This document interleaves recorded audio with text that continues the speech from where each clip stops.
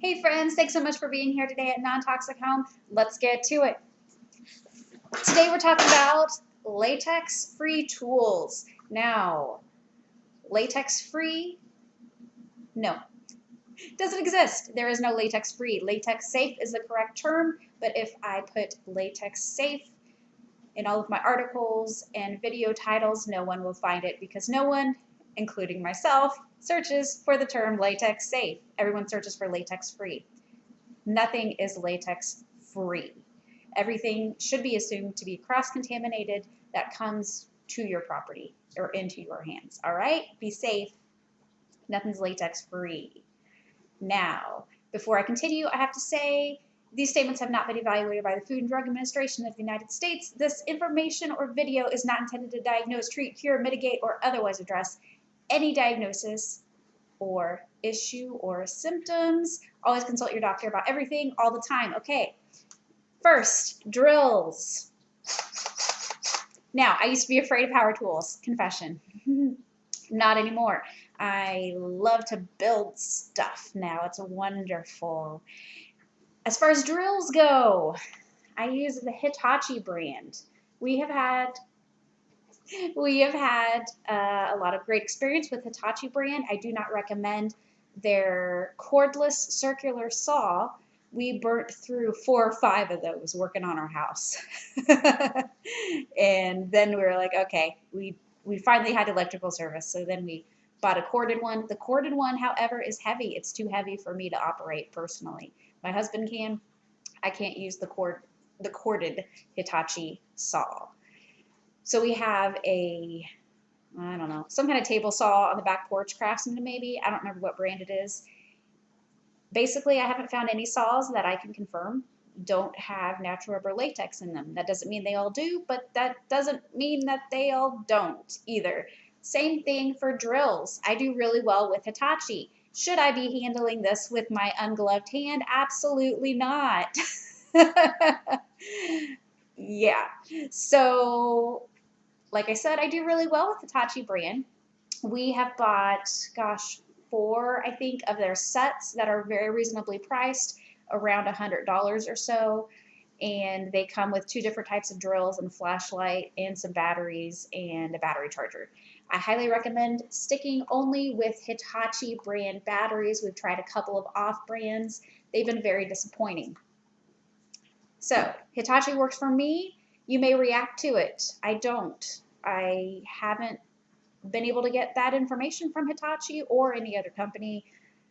So drills, that's a really hard part. Same thing with saws. Saws and drills, I can't really offer you any absolutely latex safe options. I can only tell you what I use and what I should be using my gloves to touch, but I don't.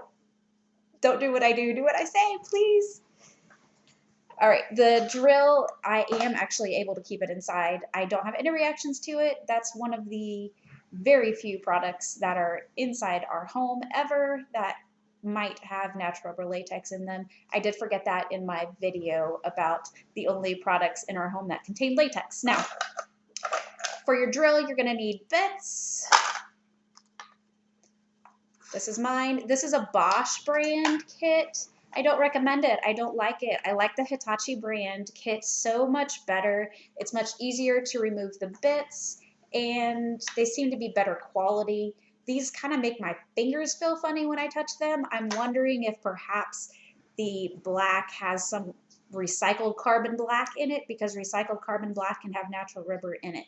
Usually I wear gloves when I handle this stuff. I'm being a bad girl today. Don't do what I do. Now, everything else, I believe, has been confirmed to be latex safe. If you can avoid comfort grips in tools, avoid comfort grips. Those are your enemy when it comes to latex allergy, all right?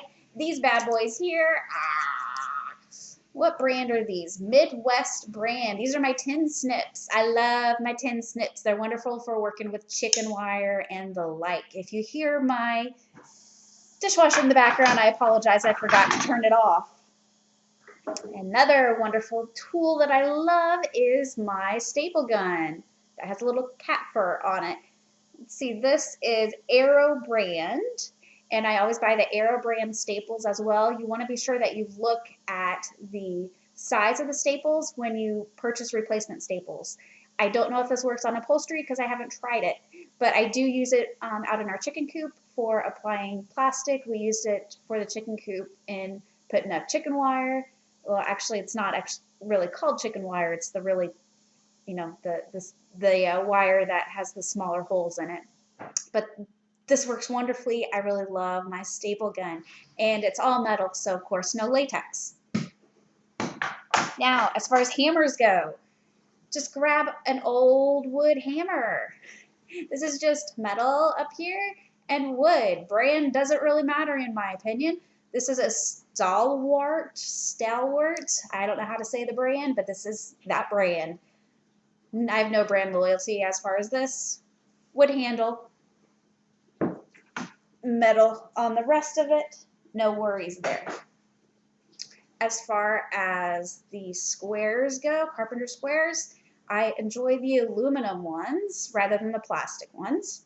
I'm not a big fan of plastic. I try to avoid plastic when I can. These work wonderfully. I use these, and my husband used these when we were building our house. I use it, I just use it all the time, quite frankly. I use it for all sorts of stuff. It's got little measurements on it. Under $10, I think. I bought this for maybe $8 on eBay, something like that. I will, of course, have links in the comments or down below. What else? Here we go. We got our my little baby measuring tape. We did have, gosh, a 20 foot, 25 foot, 30 foot, 35 foot of the Stanley Power Lock brand. I am really a big fan of these. I love these. The 35 foot and the 30 foot ones are really heavy. I don't recommend them unless you really need them. We needed them because we were measuring our house. And my husband has a lot of these other tools that I'm talking about. But I wanted something light and small because I'm generally working with smaller measurements. This works great to measure wood to cut. It just works great for everything. Now it looks like metal, but it's not metal. This is ABS plastic. I do really well with ABS plastic. I also do really well with polypropylene.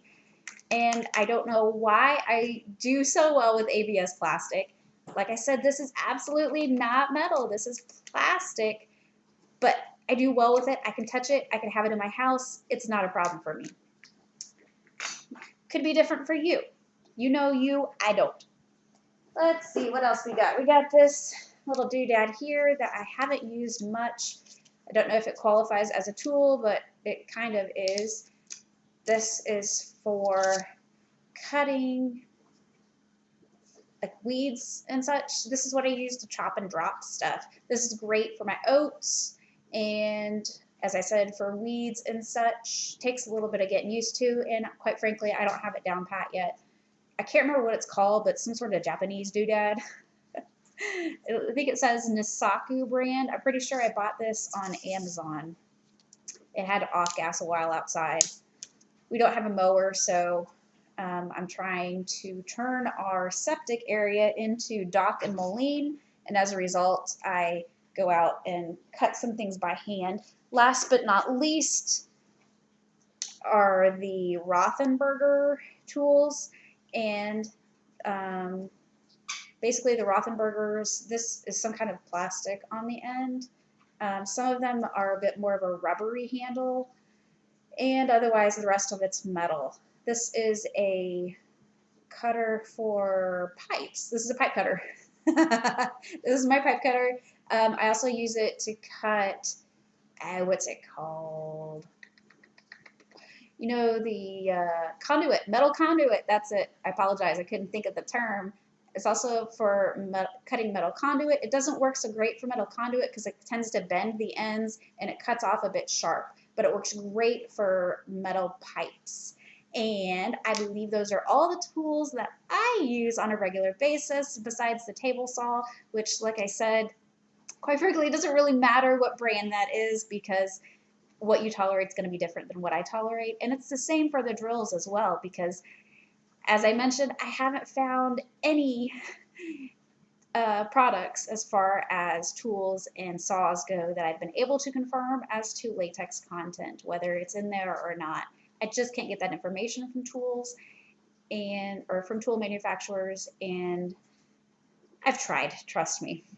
Hopefully this helped you a bit with some ideas as to what to look for when it comes to latex in tools, and some options that you may not have been aware of that are more friendly for chemical sensitivities than some of the cheap plastic knockoff stuff. Now, a lot of this isn't that expensive. As I mentioned, yeah, most of it's really not that expensive. So it's a bit unique, isn't it, when it comes to safe products. I hope this helped you. If you appreciated it, please like, subscribe, share, ring the bell if you want notifications for new videos, because while I do, of course, share the videos on the website, I'm spacing them out so as not to blow up my weekly newsletter with videos. Thank you so much for being here. Have a wonderful, blessed day.